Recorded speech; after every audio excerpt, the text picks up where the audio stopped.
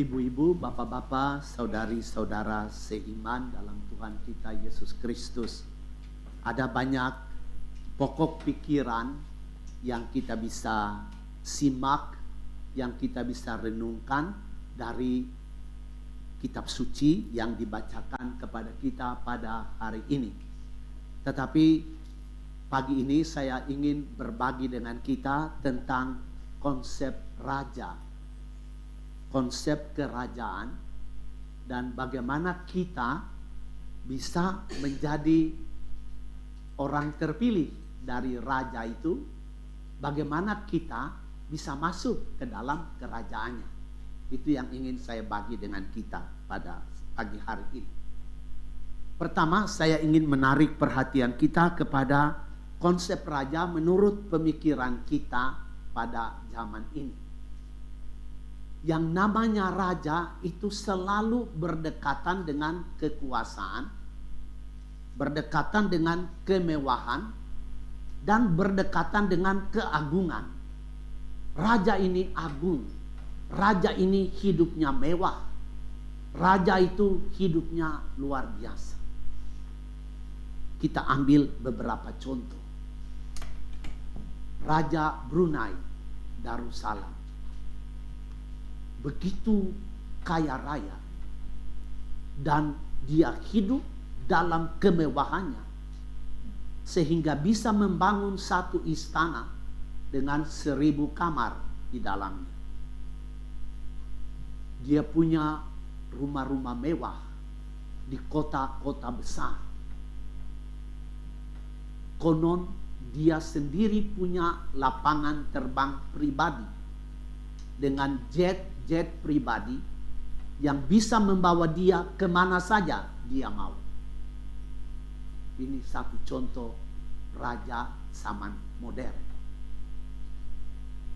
Kita punya lagi raja komputer, raja yang kita semua pegang di tangan kita, yaitu Bill Gates atau Alan Lawrence dari Amerika.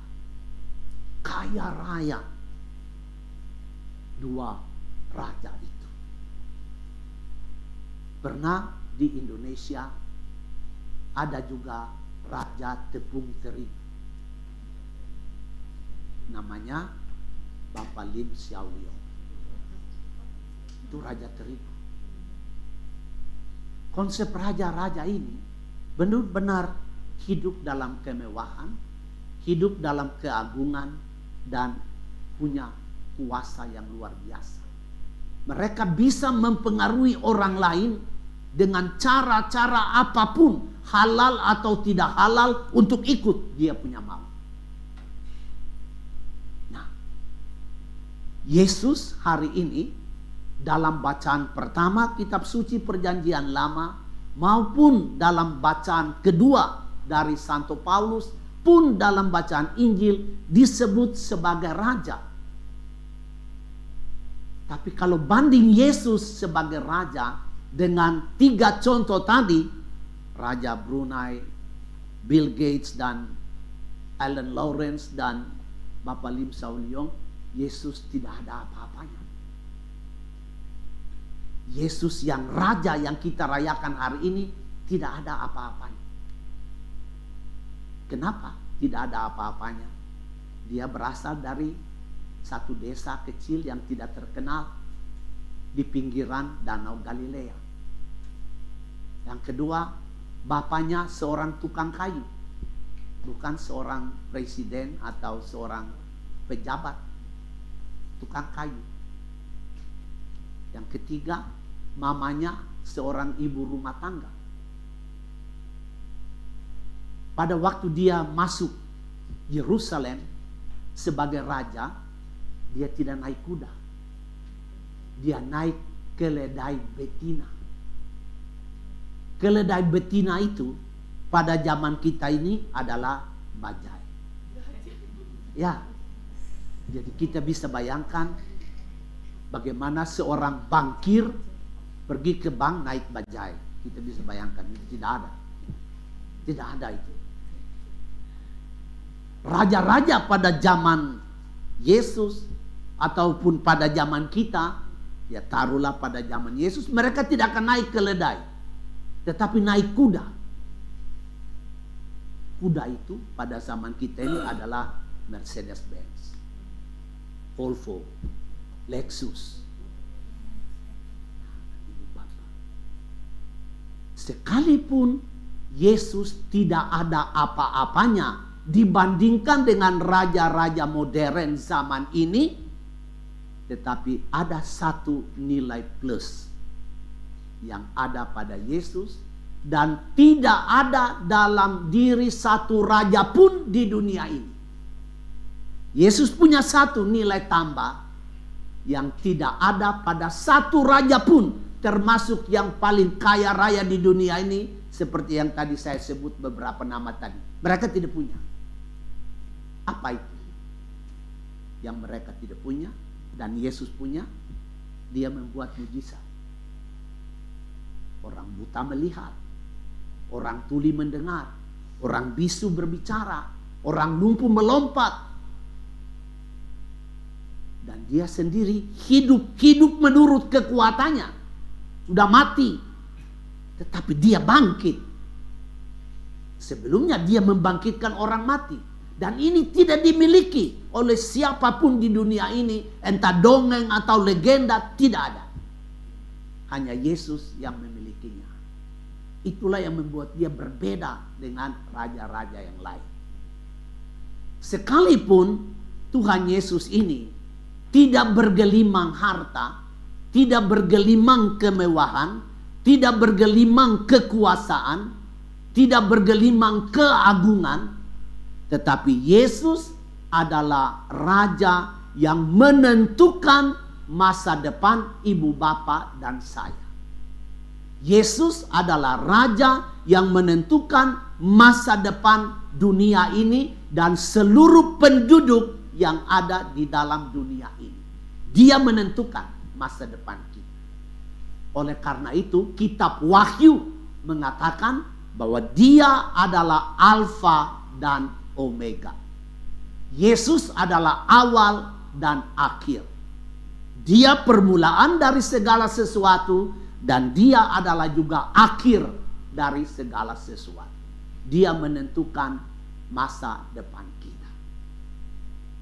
Ibu bapak, saudara-saudari, mari bersama-sama kita melihat bagaimana raja ini, sifatnya. Kalau kita baca kitab suci pada hari ini, maka kita akan menarik kesimpulan bahwa raja ini, dia mengidentikan dirinya dengan orang-orang kecil, orang-orang susah, orang-orang yang menderita. Yang tadi dalam bacaan Injil dikatakan orang lapar, orang haus, orang telanjang, orang sakit, orang yang dipenjara, orang yang tidak punya rumah. Dia mengidentikan diri dengan orang-orang ini, tetapi sekaligus dia tampil hari ini sebagai hakim, sebagai raja agung yang menghakimi. Dia orang kecil, sekaligus dia adalah hakim dan raja agung. Dari Injil yang kita baca hari ini. Yang kedua, dari bacaan pertama Perjanjian Lama dan bacaan Injil, Yesus tampil sebagai raja yang melayani, tetapi yang dilayani itu adalah orang-orang yang tersingkir, orang-orang yang lemah, orang-orang yang menderita, orang-orang yang hidupnya susah. Melayani, tapi bukan melayani orang-orang level yang sama, tetapi orang yang rendah. Kita bisa melihat bahwa raja-raja pada zaman kita atau menurut konsep pemikiran kita adalah orang-orang yang duduk di istana dengan bodyguard yang banyak sekali, pengawal-pengawal kemanapun mereka pergi dikawal. Dan kalau kita mau bertemu dengan mereka, harus buat janji dan antriannya terlalu panjang untuk bertemu dengan raja-raja itu. Tapi Tuhan Yesus tidak. Dia meninggalkan singgasananya, dia meninggalkan tahtanya, dan dia berbaur, dia bercampur dengan rakyatnya yang menderita. Inilah raja kita. Nah, sekarang kita coba lihat sifat dari kerajaannya itu seperti apa. Sifat dari kerajaannya adalah sifat gembala yang melayani, gembala yang menjaga, gembala yang mengayomi, gembala yang mencari yang lemah, mengobati yang lemah, membalut yang luka, memberi penghiburan kepada yang susah, mencari yang hilang, membawa pulang ke rumah yang tersesat. Ini gembala yang melayani. Jadi bukan raja yang hidup dalam kemewahan, bukan raja yang hidup dengan bermain kuasa, juga bukan raja yang hidup untuk mengumpulkan harta. Tidak. Dia adalah gembala yang melayani. Nah, sekarang pertanyaannya, apakah kita bisa masuk di dalam kelompoknya itu? Karena pada hari ini kita dengar, dan sebenarnya sudah 3 hari minggu ini kita dengar ada pemisahan. Kita dengar umpamanya 5 gadis pandai dan 5 gadis bodoh. 10 gadis menunggu datang pengantin. Tetapi 5 yang masuk perjamuan, 5 tidak. Pemisahan. Minggu kemarin kita baca lagi ada pemisahan. Yang membungakan talenta, 5 talenta, 2 talenta masuk. Yang tidak membungakan talenta tinggal di luar. Hari ini kita dengar lagi pemisahan itu. Yang namanya kambing dipisahkan ke kiri. Yang namanya domba dipisahkan ke kanan. Jadi sifat dari kerajaan itu tadi, sekarang pertanyaan kita, ya kita ini nanti masuk di mana? Tadi dalam bacaan Injil dikatakan dia mengumpulkan seluruh bangsa. Artinya seluruh bangsa itu punya potensi yang sama untuk menjadi bangsa terpilih. Jadi bukan hanya Israel bangsa terpilih, tetapi pada Injil hari ini adalah seluruh bangsa dia kumpulkan. Dan dia membuat pemisahan ini. Artinya kita semua punya potensi untuk dipisahkan. Dan ibu bapak, mestinya ibu bapak dan saya yang sekarang duduk di sini, kita mestinya gelisah. Gelisah. Mestinya gelisah. Kenapa? Jangan-jangan ada dari antara kita yang dipaksa oleh Raja Agung ini, kamu di sebelah kiri. Ini yang membuat kita gelisah. Pertanyaannya, mana kriterianya supaya saya masuk di kanan? Masuk di golongan domba, masuk di golongan yang terpilih, dan tidak masuk di dalam golongan yang tidak terpilih, di sebelah kiri, golongan kambing. Bagaimana caranya, ibu bapak? Kriteria untuk masuk di dalam golongan yang terpilih, tidak peduli engkau agama apa, tidak peduli engkau pangkat apa, tidak peduli kedudukanmu apa, orang rendahan, pemungut sampah, pemulung, atau konglomerat, tidak peduli. Kriterianya sama. Nah, kriterianya bukan kriteria liturgi, bukan. Kriterianya bukan kriteria kultus, pemujaan-pemujaan, tidak. Kriterianya bukan rumah-rumah mewah, harta bergelimpangan, bukan itu kriterianya. Kriterianya adalah kriteria etika. Ketika aku lapar, kamu beri aku makan. Ini kriteria etika. Ketika aku haus, kamu beri minum. Ketika aku telanjang, kamu beri pakaian. Ketika aku tidak punya rumah, kamu beri tumpangan. Ketika aku di penjara, kamu melawat aku. Ketika aku sakit, kamu datang ke rumah sakit menjenguk. Ini kriteria etika. Kenapa saya sebut kriteria etika, bukan kriteria kultus? Karena tidak ada orang miskin akan datang ke istana merdeka. Tidak ada. Dia sudah akan dihalau jauh-jauh. Tidak ada orang telanjang akan datang ke istana. Tidak ada. Raja-raja tinggal di istana. Tidak ada orang penjara, napi datang ke istana. Tidak ada. Justru Yesuslah yang turun menjelma menjadi orang-orang itu, supaya kriterianya untuk masuk ke dalam kerajaannya, kerajaan bangsa yang terpilih itu adalah kriteria etika. Nah, apa kesimpulannya untuk kita supaya kita bisa masuk ke dalam kerajaan terpilih itu? Kita berdiri di sebelah kanan sebagai domba-domba dan bukan berdiri di sebelah kiri sebagai kambing-kambing.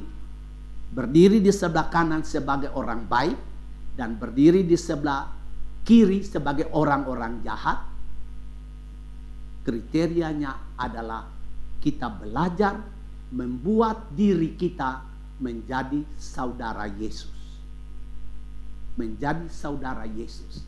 Siapa itu saudara Yesus? Yaitu orang lapar, orang haus, orang telanjang, orang lapar, orang sakit, orang yang terpinggir, kaum difabel, pengayu-pengayu becak, pemulung-pemulung. Itulah saudara-saudara Yesus. Dan kita belajar membuat diri kita menjadi saudara Yesus. Ibu bapak, tidak perlu besar-besaran. Hal yang kecil tadi dia katakan, yang kamu buat sekecil apapun kepada yang paling hina ini, kamu buat terhadap aku. Dan ibu bapak mesti ingat, semua orang tadi terkejut. Baik orang benar maupun orang yang tidak benar terkejut terhadap keputusan itu. Sehingga mereka tanya, orang benar tanya, Tuhan, kapan kami lihat engkau lapar? Kapan kami melihat engkau haus? Kapan kami melihat engkau telanjang? Dan kami beri pakaian, kami beri makan, kami beri minum. Orang yang tidak benar juga tanya, kapan kami melihat engkau lapar? Kapan kami melihat engkau haus? Dan kapan kami melihat engkau telanjang? Dan kami tidak memberi makan. Semua pada terkejut dengan keputusan itu. Dan ibu bapak, itulah tanda bahwa kita mesti peka. Peka terhadap kehadiran yang ilahi di bumi kita ini. Kita tidak berjalan dengan hukum-hukum sejarah belaka. Kalau kita berjalan dengan hukum sejarah, kita sudah semua tahu sebab dan akibat. Kalau ada mendung, pasti ada hujan. Kalau ada angin selatan, pasti ada panas. Kita semua sudah tahu itu. Hukum-hukum sejarah, hukum-hukum alam. Tetapi kehadiran yang ilahi di bumi kita ini tidak mempergunakan hukum-hukum alam itu. Makanya tadi orang semua terkejut. Kapannya kami lihat engkau lapar? Kapannya kami melihat engkau haus? Tiba-tiba saja keputusannya, kamu di kanan, kamu di kiri.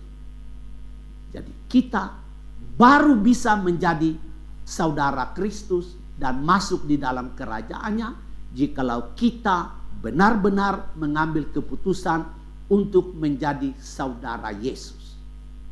Berbuat yang sekecil apapun, lempar senyum kepada sang pemungut sampah, selamat pagi, sudah cukup itu. Kalau punya ada uang di saku 1.000 rupiah, ya kasih dia, dia sudah bergembira.